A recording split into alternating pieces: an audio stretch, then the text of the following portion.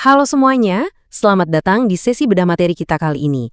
Hari ini kita bakal ngupas tuntas satu dokumen yang jujur aja sih super penting buat dunia pendidikan pramuka. Kita nggak bakal ngomongin tumpukan kertas atau birokrasi yang bikin ngantuk, sama sekali enggak. Justru kita mau lihat gimana proses akreditasi ini sebenarnya adalah kunci rahasia buat ngebuka potensi asli dari sebuah gugus depan. Kalau kakak-kakak pernah mikir, gimana sih caranya bikin grup pramuka yang tadinya cuma sekedar papan nama, berubah jadi pusat pendidikan karakter yang keren banget? Nah, kalian ada di tempat yang tepat. Yuk, siapkan fokusnya, karena materi dari Kak Joni Widodo ini dijamin bakal ngubah cara pandang kita sepenuhnya. Oke, langsung aja kita masuk ke pertanyaan intinya. Pernah kepikiran nggak, kenapa ada gugus depan yang hidup banget, energinya kerasa, dan terus-terusan nyatak memimpin hebat? Sementara yang lain ya, gitu deh, ibaratnya mati suri. Cuma aktif kalau pas ada lomba aja. Latihannya sih ada, tapi kok rasanya hampa ya? Nggak mendidik sama sekali. Terus, apa sih tolak ukur pasti dari sebuah gudep yang berkualitas? Nah, pertanyaan-pertanyaan mendasar inilah yang jadi alasan kenapa sistem akreditasi itu dibikin. Kita kan nggak bisa ya cuma tebak-tebakan soal kualitas pendidikan buat generasi muda kita. Buat ngejawab itu, kita harus balik ke hakikat paling dasar. Gugus depan itu bukan cuma sekedar tempat kumpul atau lapangan buat anak-anak berseragam coklat baris berbaris. Sama sekali bukan. Gudep itu ujung tombak mutlak dari pendidikan gerakan pramuka. Disitulah laboratorium kehidupannya. Disinilah proses memanusiakan manusia itu beneran terjadi. Tempat mereka belajar kepemimpinan, disiplin, kerjasama, dan cinta tanah air secara langsung. Logikanya gini, kalau gudepnya hidup, pendidikan karakter bangsa juga ikut hidup. Tapi kalau gudepnya mati suri, ya ruh pendidikannya juga pelan-pelan bakal hilang. Nah, biar ruh itu hidup lagi, di sesi ini kita udah siapin semacam peta jalan. Kita bakal bahas realitas gugus depan pramuka, terus kita bakal coba ngubah paradigma tentang akreditasi, lanjut ke 4 standar utama penilaiannya, ngelihat gimana pramuka itu sebenarnya adalah wujud pembelajaran mendalam, ngebahas tahapan dan strategi suksesnya, dan terakhir kita bakal narik kesimpulan kalau akreditasi itu cuma alat, bukan tujuan akhir. Yuk! Kita mulai dari bagian pertama, realitas gugus depan pramuka. Kita perlu pijakan yang kuat soal posisi legal dan organisasi gudep. Kalau kita lihat di Undang-Undang Nomor 12 Tahun 2010 dan ADART, jelas banget ditulis kalau pramuka itu bukan kegiatan ekstrakurikuler tambahan yang bisa dianaktirikan. Nggak gitu konsepnya. Secara hukum, pramuka itu satuan pendidikan terdepan buat ngebangun karakter bangsa. Dan pendidikan itu terjadinya ya di gudep, bukan di ruang rapat atau kantor kuartir. Makanya, gudep ini harus dikelola dengan super serius, terarah, dan pastinya profesional. Mutu anak-anak kita nggak boleh cuma ngandelin kebetulan dapat pembina yang rajin. Nggak bisa gitu, harus ada sistemnya. Sekarang kita masuk ke bagian kedua, mengubah paradigma tentang akreditasi. Ngomongin soal akreditasi, pasti banyak deh yang bawaannya langsung cemas, deg-degan, takut dihakimi, atau pusing duluan ngebayangin tumpukan kertas.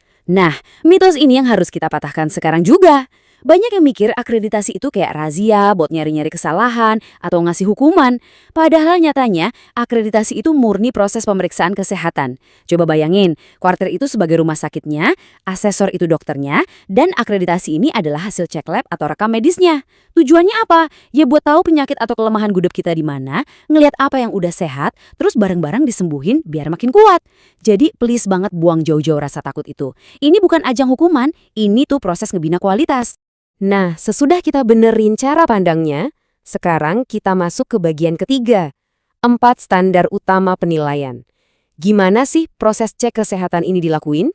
Jadi, poin krusialnya ada di sini. Dokumen akreditasi yang kelihatannya setebel, bantal, dan ribet itu sebenarnya gampang banget dipahamin kalau kita bagi jadi 4 kelompok besar. Ada pembinaan anggota muda, pengelolaan anggota dewasa, sarana dan prasarana, serta organisasi dan administrasi. Asesor itu nggak cuma melototin kertas, tapi mereka memotret denyut kehidupan di gudep secara utuh dari 4 sudut pandang ini. Yuk kita bedah yang pertama, pembinaan anggota muda. Ini bener-bener jantungnya gerakan pramuka. Yang dilihat tuh nadi gudepnya. Latihannya beneran jalan nggak? Anak-anaknya beneran berkembang nggak? Syarat kecakapan umum atau SKU dan SKK-nya bener-bener dites atau cuma sekedar formalitas tanda tangan doang? Gudep yang hidup itu pasti kelihatan dari proses pembinaannya yang aktif dan ada maknanya. Bukan cuma asal kumpul terus pulang. Kru standar yang kedua, pengelolaan anggota dewasa. Ini nih hukum alam di dunia pendidikan. Gudep yang keren pasti punya pembina yang keren juga. Di sini dilihat gimana sih kualifikasi pembinanya, pengalamannya gimana, majelis pembimbing gugus depan atau mabigusnya peduli nggak? Dan yang penting, pembinanya sendiri mau terus belajar nggak? Ingat ya kakak-kakak, pembina itu kurikulum yang hidup. Anak-anak itu belajar jauh lebih banyak dari nyontoh perilaku pembinanya langsung daripada dengerin ceramah berjam-jam. Lanjut ke standar ketiga, sarana dan prasarana. Nah, ini yang sering banget salah kaprah. Standar ini sama sekali nggak nuntut gudeg punya fasilitas mewah atau alat-alat mahal. Nggak gitu. Yang dinilai itu kelayakan fungsionalnya. Seberapa efektif sih alat-alat seadanya yang kalian punya itu dipakai buat mendidik? Kelengkapan dasar aja cukup, yang penting fungsinya dapat, itu esensinya.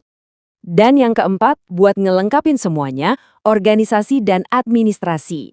Gini kak, kakak bisa aja punya kegiatan lapangan yang super seru, tapi kalau tata kelolanya berantakan, gudegnya nggak bakal bertahan lama.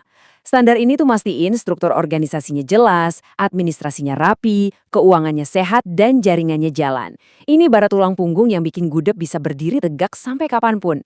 Sekarang, mari kita beralih ke bagian keempat, pramuka sebagai pembelajaran mendalam. Ini bagian yang bakal bikin kita semua bilang, aha! Hari ini, pakar pendidikan di seluruh dunia tuh lagi sibuk banget ngomongin deep learning alias pembelajaran mendalam. Tapi sadar nggak sih, pramuka itu udah ngelakuin ini dari puluhan tahun yang lalu.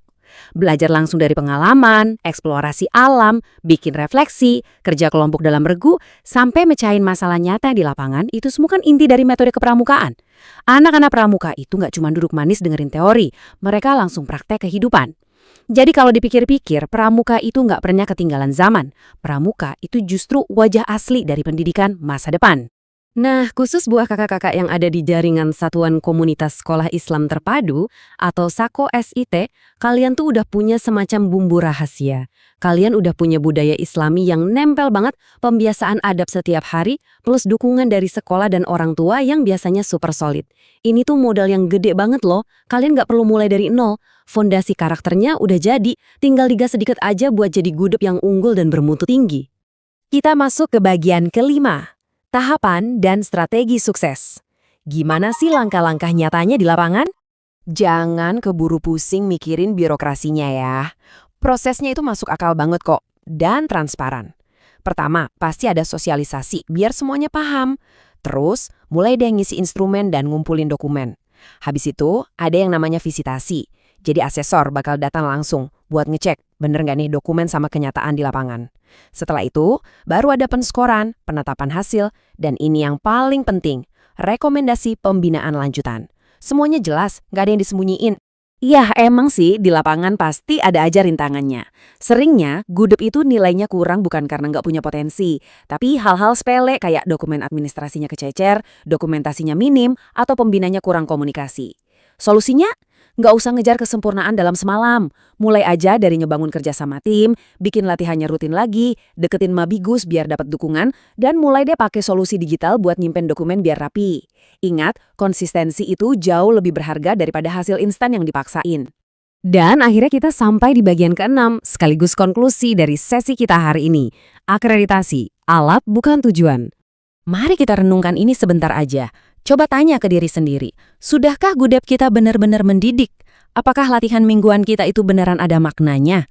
Dan yang paling penting, anak-anak didik kita karakternya beneran tumbuh nggak sih? Jujur aja kakak-kakak, percuma banget dapat nilai akreditasi yang sempurna, dokumen ditumpuk rapi banget di lemari, tapi anak-anaknya nggak ngalamin perkembangan karakter yang nyata. Nilai sempurna di atas kertas itu nggak akan pernah bisa gantiin manusia yang karakternya beneran kebangun. Kayak kutipan yang pas banget dari Kak Joni Widodo. Akreditasi bukan tujuan akhir, tetapi alat untuk memastikan gugus depan benar-benar menjadi pusat pendidikan karakter. Jadikan lembaran dokumen dan standar ini cuma sebagai batu loncatan aja. Tujuan sejati kalian itu satu, nyetak jiwa-jiwa pemimpin masa depan buat Indonesia. Nah, pertanyaannya sekarang, gebrakan nyata apa nih yang bakal kakak-kakak lakuin besok buat nyalain lagi semangat di gudeg kalian? Terima kasih udah ngikutin sesi bedah materi kali ini, teruslah memanusiakan manusia, dan pastinya, salam pramuka!